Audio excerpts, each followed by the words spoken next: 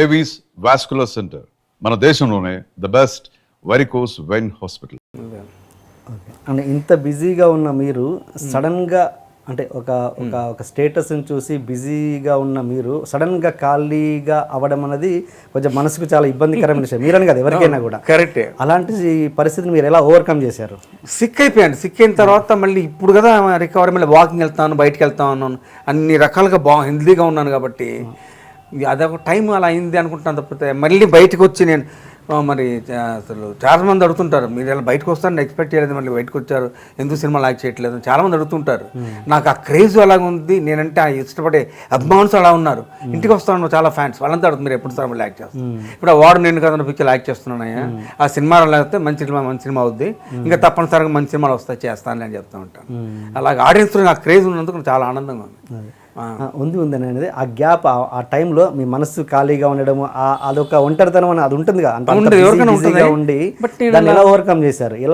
మీరు ఎలా ఓవర్కమ్ చేశానంటారా? నేను నా సొంత ఎక్కువ టైం స్పెండ్ చేసేవానండి.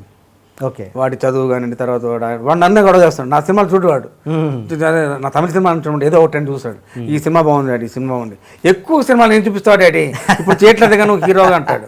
హీరోగా ఎట్లేదు కామెడీ సినిమాలు చూడొచ్చు అంటే చూస్తూ ఉంటాడు అనమాట. ఐమిడి మూడు కానీ అవి కానీ చూసి ఎంజాయ్ చేస్తూ ఉంటాడు. మళ్ళీ అలా చేయాలి డాడీ అంటుంటాడు. అప్పుడు ఎంతండి ఏజ్ ఇప్పుడు? వాడు ఇంజనీరింగ్ చదువుతున్నాడు ఇప్పుడు, ఇంజనీరింగ్ సెకండ్ ఇయర్ థర్డ్ ఇయర్కి వచ్చి. ఎక్కడండి? ఎక్కడ? సిబిఐటి. ఓకే. ఓకే. మీరు యాక్టింగ్ చేస్తున్నప్పుడు మీరు చాలా సినిమాలకి షూటింగ్ వెళ్ళే ముందు మీ అబ్బాయితో కొద్దిసేపు గడిపాక కానీ షూటింగ్కి వెళ్ళేవారు కాదంట. అవును, అది ఎంత పెద్ద హీరో అయినా కూడా. అది నిజమే. అది నేను ఎక్కడ షూటింగ్లో ఉన్నా కూడా మా అబ్బాయి ఏం చేస్తున్నాడు, బయటికి వెళ్ళాడు, ఎక్కడికి వెళ్ళాడు అడుగుతూనే ఉండేవాడిని. అంత అంతే. 10 years తర్వాత పుట్టాడు బెన్నీ మాకు. అదే తెలిసింది. 10 years తర్వాత పుట్టాడు అనమాట. ఆ ప్రభు దేవలో పుట్టాడు వాడు. అందుకు వాడి పేరు కూడా బెనెడిక్ట్ మైకేల్ అని పెట్టాం. ఓకే. వాడి పేరు కూడా అలా ఉంటుంది. వాడు అడిగేవాడు, ఏం డాడీ అందరి పేర్లు ఒకలా ఉంటాయి, నాది మాత్రం బెనెడిక్ట్ మైకేల్ ఏదో ఒక టైప్లో ఉంది పేరు అంటే, అంగ్లోండియన్ పేరు రాదు, దాని కింద ఆలోచిస్తుంటే తర్వాత వాడికి అలవాటు, సరే బెన్నీ పేరు అని పిలుస్తాం కదా డాడీ, అది జాలు నాకు అనేవాడు. వాడికి అంత పెద్ద పేరు బెనెడిక్ట్ మైకేల్ అనేది పెద్ద ముందు ఒకలాగనేవాడు, తర్వాత వాడికి మళ్ళీ వాళ్ళ ఫ్రెండ్స్ అంతా మైకేల్ పెట్టడంతో వాడు ఎంజాయ్ చేస్తూ ఓకే డాడీ నా పేరు బాగుంది అనేవాడు. Okay sir. కానీ కొంతమంది అంటారు సుధాకర్ గారు చాలా షార్ట్ టెంపర్ అని, షార్ట్ టెంపర్ వల్ల కూడా కొన్ని సినిమాలు పోయాయి అని అంటుంటారు. ఎంతవరకు నిజం సార్? అది షార్ట్ టెంపర్ కాదండి, ఏదైనా ఫ్రాంక్గా మాట్లాడుతూ ఉండాను నేను. ఆయన ఒకరోజు ఇన్ని గంటలే షూటింగ్ అంటే అన్ని గంటలే వర్క్ చేసాను. ఎక్స్టెన్షన్ చేయాలంటే ముందు చెప్పండి, నాకు చెప్పకుండా నన్ను ఇబ్బంది పెడతారని. సో కొంతకాలం నేను 6 వరకే చేస్తూ ఉండాను. 6 తర్వాత షూటింగ్ ఉందనుకోండి ముందే చెప్పేవాడిని, నాకు 6 తర్వాత షూటింగ్ ఉంటే ముందే చెప్పండి, నేను ప్రిపేర్ అవుతాను మెంటల్ కానివ్వండి. అలా ఉండే తప్పితే నా వల్ల ఏ ప్రొడ్యూసర్ ఏ డైరెక్ట్ ఇబ్బంది పడేవాడు కాదు, ఏది టెన్షన్ పెట్టేవాడు కాదు, అన్నీ ముందుగా చెప్తుండేవాడు. ఇప్పుడు మోహన్ బాబు గారు పిక్చర్ చేసినప్పుడు, తర్వాత ఇంకో పిక్చర్ చేసినప్పుడు కూడా ప్లెజెంట్గా యాక్ట్ చేసుకుంటామని తప్పితే టెన్షన్ పెట్టుకునేవాడు కాదు ఏమాత్రం. వాడు టెన్షన్ ఉండగా అడిగేవాడు కాదు, సుధాకర్ ఈరోజు నైట్ షూటింగ్ ఉంటుందా, ఓకే అని అన్నాడు. మోహన్ బాబు గారు కూడా అడిగేవాడు, ఉంటుంది సార్ అనేవాడిని. అట్లా చేసుకుంటూ వెళ్ళిపోయిన తప్పితే ఎవరో నా వల్ల ఇబ్బంది కలిగేది కాదు. ఇప్పుడు సూర్యాంశం తర్వాత శుభాకాంక్షలు ఇవన్నీ చేసినప్పుడు నైట్ షూటింగ్ ఎక్కువ ఉండేవి, అంతా ప్రెజెంట్గా చేసుకుంటూ వెళ్ళిపోయాడు. వాడు ఆ పిక్చర్స్ అనేవి కూడా మంచి పేరు. నాకు ముఖ్యంగా భీమినేని శ్రీనివాసరావు గారి పిక్చర్స్ ఎక్కువ పేరు వచ్చింది. నెంబర్ ఆఫ్ మూవీస్ చేశాను. భీమినేని శ్రీనివాసరావు గారి పిక్చర్ అంటే కంపల్సరీ ఉండేవాడిని. అదే సూపర్ గుడ్ ఫిల్మ్స్ అండి. అవును తెలుసు. సూపర్ గుడ్ ఫిల్మ్స్ అంటే కంపల్సరీ నేను ఉండేవాడిని అనమాట. అవును. కానీ ఇప్పుడున్న పరిస్థితుల్లో అసలు కొంతమంది క్యారెక్టర్ ఆర్టిస్టులు, కమెడియన్స్ గంటల చొప్పున చేస్తున్నారు కదా, మీరు అంత బిజీగా ఉన్నప్పుడు కూడా ఎప్పుడు నాకు తెలిసి గంటల లెక్కన చేయనట్టున్నారు. చేసేవాడు. ఎందుకు మీరు క్యాష్ చేసుకోలేదు? అంటే క్యాష్ అంటే డబ్బే సంపాదించాలనే ఇంటెన్షన్ నాకు ఉండేది కాదు. చేస్తే మంచి పిక్చర్స్ అని కూడా మంచి పేరు రావాలి, సినిమా చూసి జనమంతా ఎంజాయ్ చేసేవాళ్ళన్న పాయింట్ ఆఫ్ ఉండేవాడు తప్పితే ఎక్కువ సినిమాలు చేస్తే ఎక్కువ డబ్బు సంపాదించేద్దామన్న థాట్ ఎక్కువ ఉండేది కాదు. అంత ఇంటెన్షన్ అమౌంట్ మీద ఉండేది కాదు. ఓకే. వచ్చిన క్యారెక్టర్కి న్యాయం చేకూర్చి 10 మందిలో ఒక క్యారెక్టర్ క్లిక్ అయ్యి జనం చూసి ఎంజాయ్ చేయాలనే థాట్ ఉండేది తప్పితే మీరు ఇంటెన్షన్ ఉండేది కదా.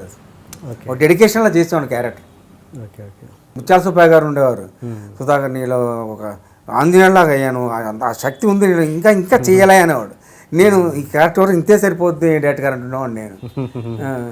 ఎలాగా మీకు మీరు చేసిన వాళ్ళు నచ్చిన డైరెక్టర్ సార్? అంటే ఓకే మీకు కంఫర్ట్. రవిరాజా పినిశెట్టి, ముత్యాల సుబ్బయ్య గారు, ముప్పలనేని శివ, బి గోపాల్ గారు, భీమినేని శ్రీనివాసరావు, వీళ్ళందరూ నచ్చిన డైరెక్టర్సే. ఒకరు కాదని చెప్పడానికి లేదండి, ప్రతి ఒక్కరు నన్ను ఎంజాయ్ చేసేవాళ్ళు, నా డైలాగ్ అంటే ఎంజాయ్ చేసేవాళ్ళు, సెట్లు ఎంజాయ్ చేసేవాళ్ళు. ఇప్పుడు మీరు రీఎంట్రీ ఇవ్వాలనుకుంటే ఓకే చిన్న ఒక సినిమా చేశారు ఎలాగో, మళ్ళీ రీఎంట్రీ ఇవ్వాలనుకుంటే కదా మీ మనసులో ఉన్న ఫలానా హీరోతో చేస్తే బాగుంటుంది నా రీఎంట్రీ, లేదంటే ఫలానా డైరెక్టర్తో సినిమాలో వెళ్తే బాగుంటుందని ఎవరైనా ఉన్నారా మీ మనసులో? ఇప్పుడు నేను ఇంతకుముందు వెంకటేష్ గారితో యాక్ట్ చేశాను, తర్వాత నాగార్జున గారితో యాక్ట్ చేశాను, బాలకృష్ణతో యాక్ట్ చేశాను నెంబర్ ఆఫ్ మూవీస్, తర్వాత చిరంజీవి గారితో ఎక్కువ సినిమాలు యాక్ట్ చేశాను, అందరు హీరోస్తో యాక్ట్ చేశాను అంటే నేను. అదొకే, ఇప్పుడు రీఎంట్రీ కోసము ఫలానా హీరోతో వెళ్తే నాది ఎంట్రీ బాగుంటుంది, లేదా ఫలానా డైరెక్టర్ సినిమాలో వెళ్తే బాగుంటుంది అని ఏదైనా మీ మనసులో ఒక కోరిక ఉండి ఉంటుందిగా. మళ్ళీ వెంకటేష్ గారితో చేస్తే బాగుంటుంది అనిపిస్తుంది. ఎందుకంటే ఆయన ప్రతి షాట్ అయిన వెంటనే ఏం సుధాకర్ ఎలా ఉంది, నెక్స్ట్ టైం సాయంకాలం ఏం చేస్తాం సుధాకర్, వంట ఏమన్నా బయటకు వెళ్తున్నావా, హోటల్కి వెళ్తున్నావా అని అడుగుతుండేవాడు ఆయన. వెంకటేష్తో చాలా సరదాగా ఉండేది నాకు. చిరంజీవి గారితో తెలియని విషయం, నా ఫ్రెండ్ ఆయన. చిరంజీవి గారు మరి 150 సినిమాలు మీరు ఉంటే బాగుంటుందిగా. దాంతో సరైన క్యారెక్టర్ ఉందనుకోండి డెఫినెట్గా ఆయనే పిలుస్తారు, సమస్య లేదు. అవునా? నేను హాస్పిటల్లో ఉన్నప్పుడు మరి చిరంజీవి గారు ఫ్యామిలీతో వచ్చి చూసి వెళ్ళారంట, నేను కోమాలో ఉన్నా తర్వాత చెప్పారు. Okay okay okay. తర్వాత అలా జరిగింది అది. తర్వాత కోటి గారు వచ్చారంట, జగపతి బాబు వచ్చారంట, తనికెళ్ళ భరణి గారు వచ్చారంట, వీళ్ళందరూ వచ్చారంట హాస్పిటల్లో ఉన్నప్పుడు. తొందరగా కోలుకుంటాడు సుధాకర్, ఏం ప్రాబ్లం లేదండి, మళ్ళీ కోలుకొని మళ్ళీ యాక్ట్ కూడా చేస్తారని అనేవాళ్ళు అంట వాళ్ళు. మరి వాళ్ళందరూ ఆశీర్వాదం వల్ల మళ్ళీ ఒక పిక్చర్ యాక్ట్ చేయగలిగాను నేను. ఆ సినిమా తర్వాత మళ్ళీ సినిమాలు వచ్చాయంటే తప్పనిసరిగా చేస్తాను. మరి మంచి క్యారెక్టర్ వచ్చిందనుకోండి, నువ్వే మీరు చేయాలని లాగా ఎవరిని వచ్చారనుకుంటే తప్పనిసరిగా చేస్తాను సమస్య. తర్వాత కోలుకున్నాక కలిసారా చిరంజీవి గారు మిమ్మల్ని? కోలుకున్నాక ఒకసారి కలిసాను చిరంజీవి గారు, ఆఫీస్కి రమ్మన్నారు, ఆఫీస్కి వెళ్ళి కాస్త కూర్చొని మాట్లాడాను. మా బాబు సీట్ కోసం వెళ్ళాను అనమాట. సేమ్ ప్రాబ్లమ్ సుధాకర్ ఇప్పిస్తాను సీట్ అన్నట్టు, మరి ఈ లోపల సిబిఐటీలోనే చేస్తానని మా అబ్బాయి, సార్ సిబిఐటీలో వచ్చింది. Okay okay. ఒకవేళ డైరెక్టర్ అనుకుంటే ఏ డైరెక్టర్తో వెళ్దామని? సపోజ్ త్రివిక్రమ్ గారు అన్నారు, పూరి మరి పిక్కినట్టు అది ప్రేమకథా చిత్రం, మారుతి అది చూసాను. చూసిన తర్వాత డైరెక్ట్ బాగా చేశాడు పిక్చర్. ఇలాంటి పిక్చర్ ఇలాగా క్యారెక్టర్ మోల్డ్ చేసే డైరెక్టర్ చేస్తే బాగుంటుంది అనిపించింది నాకు. ఓకే. మరి 30 వాళ్ళందరి సినిమాలు చేశాను కానీ ఇప్పుడు చేసేవాళ్ళు మరి అతను బాగుంది తీసిన విధానం కానీ, తన భలే భలే మాగాడు అని వాదించాడు, చేస్తుంది బాగుంటుంది అనిపిస్తుంది. ఇప్పుడు ఎలా ఉంది సార్ మీ ఫైనాన్షియల్ స్టేటస్? నాకేం ప్రాబ్లం లేదు, I'm happy, no problem. Very happy. మీ career very long career sir. ఎంతోమంది మీ కళ్ళ ముందే స్టార్డమ్ చూశారు, అంతే ఇదిగా పతనం అయిపోయిన వాళ్ళు మీ కళ్ళ ముందు ఎంతోమందిని చూశారు. అవునవును. వాళ్ళని చూస్తుంటే మీకు ఏమనిపిస్తుంది? ఇప్పుడున్న జనరేషన్కి మీరు ఇవ్వగలిగే సజెషన్ ఏంటి? ఇప్పుడు వచ్చే జనరేషన్ చెప్పే సలహా ఏంటంటే డెడికేషన్ ఉండాలి క్యారెక్టర్ మీద. ఏ క్యారెక్టర్ చేస్తున్నా దాన్ని అవగాహన చేసుకొని ఇన్వాల్వ్ అవ్వాలి క్యారెక్టర్. అక్కడ స్పాట్లో ఇంప్రూవ్ చేయగలిగే శక్తి కూడా ఉండాలి. అది లేకపోతే ఇంప్రూవ్ చేసే శక్తి లేదనుకోండి లాంగ్ స్టాండింగ్ ఉండదు. మరి నాకు ఇంతకాలం లాంగ్ స్టాండింగ్ ఉంటే జనం ఇంత లైక్ చేశారంటే మరి నేను అంత ఇదిగా కాన్సన్ట్రేట్ చేసి చేసేవాడిని క్యారెక్టర్స్. ఓకే.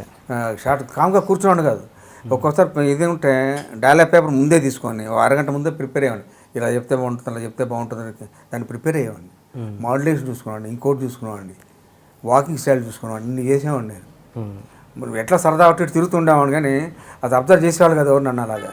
బట్ అంత డీప్గా ఇన్వాల్వ్ అయ్యేవాడిని క్యారెక్టర్స్. Okay okay. అట్లా తర్వాత ఫ్రీడమ్ ఇచ్చేవాళ్ళు నాకు డైరెక్టర్స్.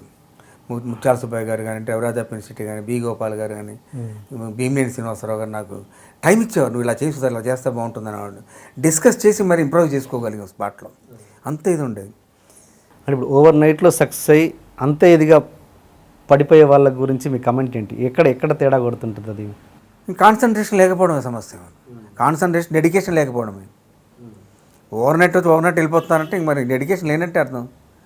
మరి మీరు మద్రాసులో ఇన్స్టిట్యూట్ చేస్తున్నప్పుడు చిరంజీవి గారు, మీరు, నా హరిబాబు గారు, వీళ్ళంతా మీకు దేవదాస్ కనకాల గారు కదా సార్ గురువు గారు? ఎవరండి మీకు గురువు గారు? దేవదాస్ కనకాల గారు ఆయన మాకు లక్ష్మీ దేవదాస్ గారి మిస్సెస్, ఆమె మాకు ఇన్స్ట్రక్టర్.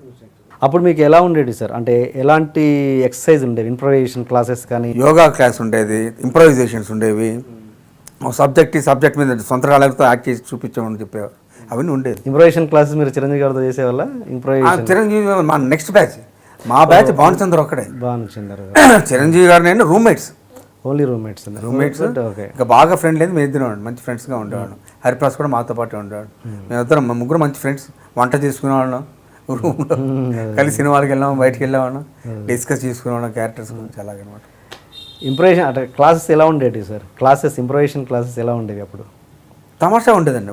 ఒక ప్రాబ్లం ఇచ్చేవారు, ఈ ప్రాబ్లం అయితే సొంతంగా మాట్లాడామనేవాడు. ఇంకా ఆ ప్రాబ్లం పట్టుకొని నువ్వు సపోజ్ నేను అప్పడానికి వచ్చాను అనుకోండి, నేను అప్పిచ్చాను కదా నేను, ఇప్పుడు ఎందుకు అప్పివ్వట్లేదు అనేవాడు. మాకు ఇవ్వట్లేదు, నాకు దొరకట్లేదు అప్పు, నీకు దొరకకపోతే నాకేంట్రా, నేను ఫ్రెండ్ను, నువ్వు ఇవ్వాలరా అనేవాడు. అది ఇంప్రొవైజేషన్స్ అట్లా డెవలప్ అంటే ఆ ఇంప్రొవైజేషన్స్ కోసం కొట్టుకునే దాకా వెళ్ళిపోయేది.